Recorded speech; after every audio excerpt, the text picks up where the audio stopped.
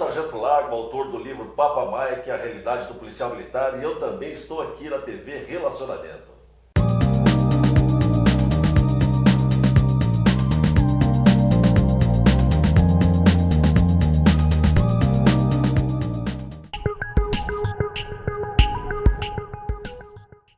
Olá, internautas! Iniciamos mais um quadro Você é Top, dentro do programa Profissão Encantar.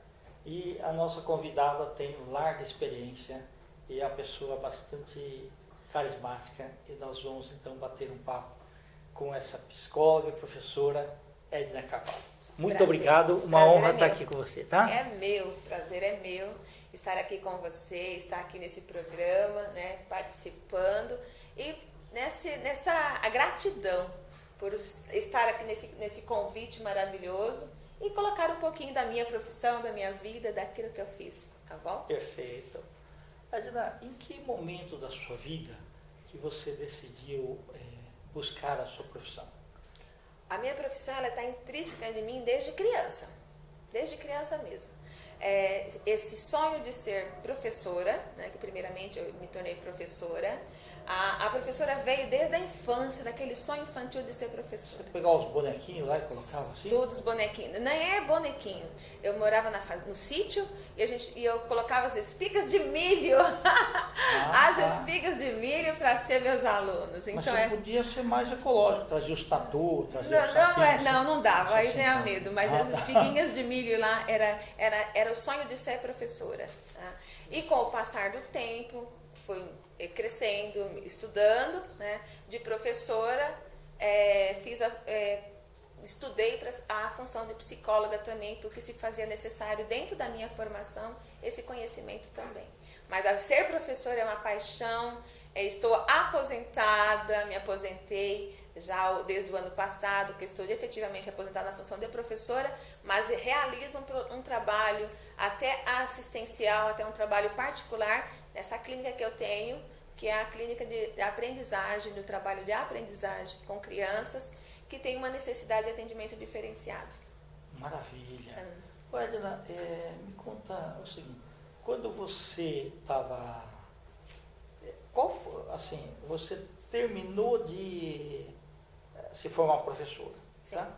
Qual foi a tua primeira experiência assim, em sala de aula? Primeiro dia que você entrou assim para dar a sua primeira aula? A minha primeira aula foi hoje a gente fala EJA, mas foi com adultos, né? Okay. Saí do curso que eu estava fazendo e logo fui convidada para trabalhar com adultos. Era o que falava o antigo Mobral lá? Isso, o antigo Mobral, isso mesmo. Sim. Foi a minha primeira aula.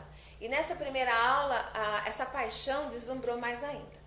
Logo depois saí desse trabalho com o Mobral, fui trabalhar com crianças, aonde essa paixão de ser professora, essa professora que estava dentro de mim, essa função educadora, essa função de ministrar, essa função de entender a criança, foi aflorando cada vez mais. Aí eu passei 32 anos na função de professora de educação fundamental 1, né, de 1º ao 5º ano. Já atuei com educação na Fundamental 2, do 6º ano até o 9º ano, e no ensino médio. Mas a paixão de professora do 1º ao 5º ano, essa é algo que está dentro de mim. Ok. A gente nota que as gerações foram mudando ao longo do tempo. Como que você enxerga assim, os primeiros 10 anos, depois os outros 10 e os últimos 10, o que aconteceu com o aluno em si? Assim, a forma dele prestar atenção, a forma dele se comunicar, ele ficou mais rebelde, alguma coisa assim? Sim. Nos primeiros 10 anos, eu tenho 32, então nos primeiros 10 anos, até a sociedade, a família, a criança, ela tinha um olhar voltado para o estudo, para o ensino, para se aprimorar, para ter o conhecimento. Nos segundos 10 anos, entrou uma certa liberdade. Vamos atender, ele tem voz, a criança tem voz, o jovem tem voz, né? Nesses últimos 10 anos, a educação, ela, por ser uma educação mais digital, então o alunado, ele perdeu o foco da atenção. Então, tudo que tira muita atenção dele. Então, fica esse jovem, essa criança, às vezes, com conhecimento, mas com falta de concentração. O que temos muito hoje em dia são crianças, jovens nas salas de aula, que ele não tem o foco de concentração nesses últimos 10 anos. A dispersão é muito rápida. Muito rápido. Eles não conseguem fixar. O professor ele tem que planejar as suas aulas de maneira com que ele domine a atenção do aluno ali por 10, 15 minutos e de uma forma muito dinâmica, muito centrada, usar as tecnologias, porque hoje a geração que nós temos, a geração Sim. digital, a tecnologia tem que estar inserida dentro do seio da educação, da educação acadêmica. Você me fez lembrar, nos anos 50 foi feito um estudo, quanto tempo uma pessoa conseguia ficar sem se dispersar muito. Sim. E deu 50 minutos. Sim. Por isso que bolaram as aulas de 50 minutos. Sim, correto. Né? E aí você dividia 50 de português, 50 de matemática, história, Sim. assim por diante. Esse mesmo teste, do jeito que foi feito, ele foi feito para os alunos atuais só uns 10 anos. Sim. Sabe quanto deu? 6 minutos. Sim. 6 minutos já estava disperso, só que não existe aula de 6 minutos. Sim. Então hoje o professor tem que ser muito mais versátil. Muito, muito, muito. As aulas, como nós estávamos até comentando antes de a gente começar o programa, né?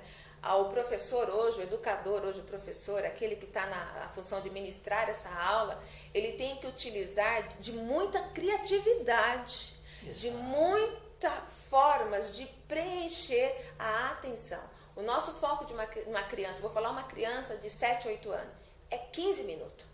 Então, o professor ele tem que ter essa criatividade, ele tem que buscar, e todo educador, todo professor, ele é criativo, ele busca as ferramentas para preencher essa forma de atender essa criança mediante o conteúdo que ele tem que estar passando. E tem que envolver com joguinhos, Sim. com, sei lá, integração, né? Fazer competição entre eles. Sim.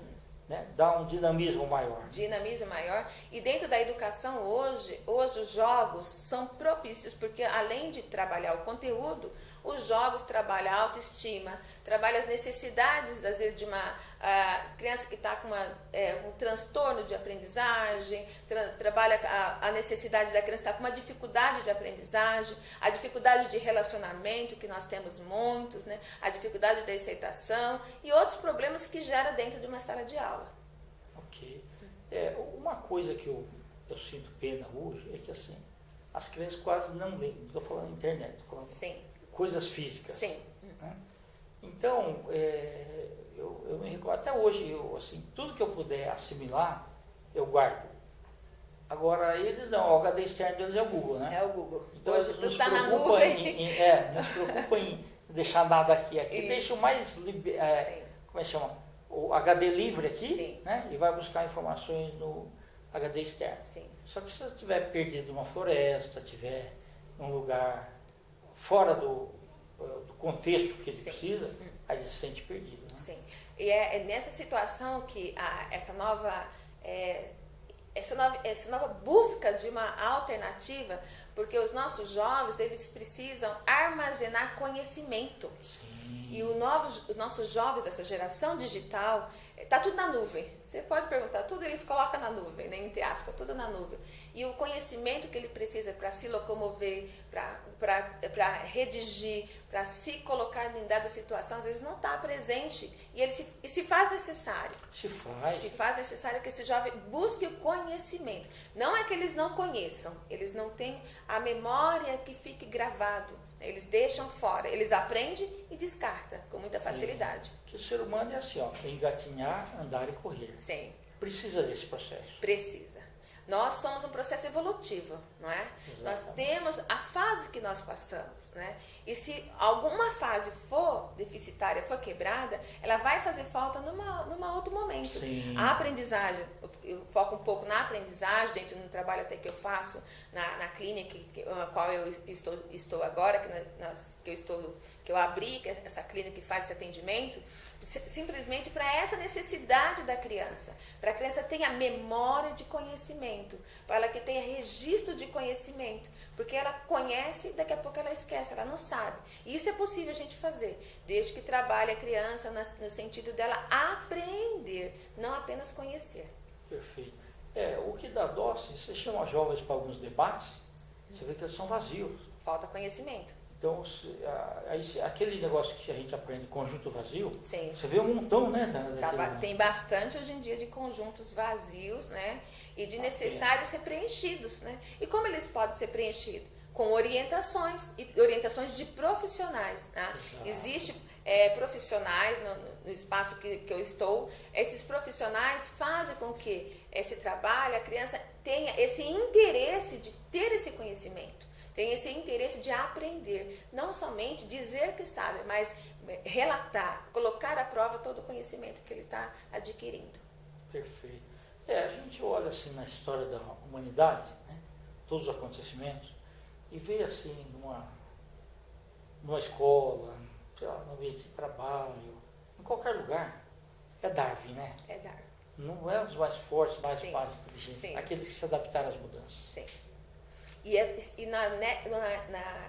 No século que nós estamos vivendo, né, nesse século que nós estamos, temos que adaptar às mudanças. As mudanças são corriqueiras. Sim. Hoje nós não podemos pensar que um jovem ele tem que ficar literalmente só com, vou usar uma palavra, caderno. Hoje não, tem tantas ferramentas. Então, o educador, o profissional que lida principalmente com a primeira infância, com a aprendizagem significativa da criança na primeira infância, ele tem que se adaptar. A criança é uma criança diferente hoje, você falou na década de 30, né? A criança que eu tinha lá de concentração, que ele sentava, que ele ficava prestando atenção no que o professor colocava. Hoje a adaptação, essa mudança, faz com que conhecimento de hiperatividade, conhecimento de foco, conhecimento de memorização, conhecimento das funções executivas que as crianças têm que estar desempenhando, o educador tem que conhecer para poder realizar essa mudança e fazer com que a criança seja o centro do conhecimento. Né? Perfeito. Eu acho que nessa fase que a gente está agora, deveria até mudar o nome de aluno. Né? Porque o aluno significa assim, sem luz. Sem luz. E o professor que vai dar a luz, né? Assim, o ensinamento. Mas hoje ele não precisa tanto do professor, ele tem uma série de mídias ali para informações. Aí, num paralelo disso, o pessoal até, quando eu dou palestra para jovens aí, eu vou explicando como é que era a evolução das coisas, o telefone, o telex, tal, até chegar nos dias de hoje. Aí eles falam assim, nossa, professor, mas não tinha nada disso daí, não tinha Google, não tinha nada. Não tinha nada. E como que vocês faziam? A gente usava o cérebro. Cérebro. Era uma das coisas que a gente brinca. Mas o que naquela época acontecia era assim, você tinha informação para gerar conhecimento. Sim. Né? E a gente vê até hoje. O conhecimento, ele continua sendo linear. Sim. Mas a informação é exponencial. Sim. Então hoje existe um gap muito grande entre as duas coisas. Antes alguém falar alguma coisa, aquilo ia passando, até virava verdade. Sim. Né? Hoje não. As informações são assim, a distância ficou muito grande. Ficou. Então tem que selecionar aquilo que realmente precisa. Temos que selecionar e temos que apropriar do conhecimento científico, do conhecimento que valida as coisas, né? Porque dentro dessa neuroaprendizagem, se nós não darmos as evidências científicas para esse aluno que nós temos hoje, né, que é o aprendiz, que podemos até mudar o nome, mas para esse aluno, né, para ele conhecer, para ele aprender, dentro desse processo neuronal, ele precisa ter essas evidências científicas. E qual é o processo das evidências científicas? Porque hoje, todo jovem, toda criança, ele quer comprovar, ele é o concreto. Né? Ele não abstrai tanto. Ele abstrai, sim, dentro daquilo que ele pode abstrair, mas ele quer ter as evidências de fato. Aquilo que ele pode tocar e mostrar que realmente funciona, que aquele conteúdo é um conteúdo que ele está usando, que aquela aprendizagem se torna significativa para ele e que ele vai estar colocando naquilo que ele necessita. Né? Por isso a mudança do currículo, né? Às vezes que muitos questionam, principalmente no ensino médio, né? Da área de interesse do jovem para que essa aprendizagem seja significativa. Perfeito. Parece que essas novas modificações do MEC aí estão fazendo com que fique menos denso, né? Isso para o aluno. A possibilidade de fazer escolhas. Sim. É o que o jovem necessita, né? Nós estamos num século diferenciado, então nós temos, como você falou, a nos adaptar. Né? Não podemos esquecer daquilo que dá conteúdo, que dá Exatamente. conhecimento. É. Não se pode esquecer, né? Das literaturas, sabe, das equações que realmente fortalecem o aprendizado de todo ser humano. Mas temos que nos adequar para ver o que está de área de interesse nesse jovem que nós temos nesse século. Mas você me fez lembrar. O profissional da era vitoriana, o mais letrado, ele sabia o equivalente a um jornal Estado de São Paulo do domingo. E olha hoje, com esse montão de informações, Sim. como que a coisa vai, né? Uhum. Eu queria que você deixasse aí uma mensagem para os educadores, aí, os nossos internautas, né? E também depois os seus contatos. Ok. Primeiramente eu quero agradecer a oportunidade de estar aqui, esse privilégio, de poder fazer parte dessa conversa, né? desse momento aqui maravilhoso. Deixo a todos os professores, educadores, psicólogos, por que da função do psicólogo, né? Porque nós precisamos conhecer e trabalhar as emoções dentro de uma sala de aula também. A sala de aula ela é um celeiro de emoções lá dentro. E um profissional que vai trabalhar com as frustrações, trabalhar junto com a aprendizagem, junto com aquilo que motiva a criança a aprender. E que a gente inspirar essa criança do século, esse jovem do século XXI que nós estamos aqui, esse jovem que da era digital, ele entender que ele tem todas essas emoções e essas emoções canaliza para a aprendizagem dele. Então é importante a gente conhecer, a gente participar junto com essa educação de transformação, porque a educação está no processo de transformação. Tá? Deixo aqui meu contato, eu faço parte da Clínica Imagem, é uma clínica de psicologia e psicopedagogia que faz um trabalho com crianças que demonstram uma certa dificuldade, um certo rendimento que não está aquém, ou que às vezes a escola não está conseguindo lidar. Então a imagem, ela faz um trabalho de diagnóstico, de evolução, de inserção dessa criança, ela faz um trabalho de diferenciação do currículo, de como a criança tem que ser assistida e orientada naquilo que ela precisa da escola, tá bom?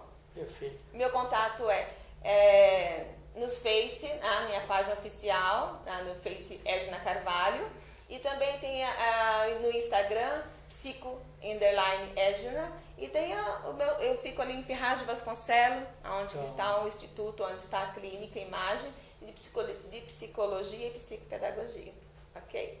Perfeito. Edna, muitíssimo obrigado. Eu que agradeço. Que Obrigada aí. Muito Os nossos obrigada. agradecimentos aí para o grande profissional Ângela Oshiro. Eu que agradeço a Ângela. Que nos proporcionou, então, esse momento. Muito obrigada. Okay? Então, muitíssimo obrigado. Obrigada eu.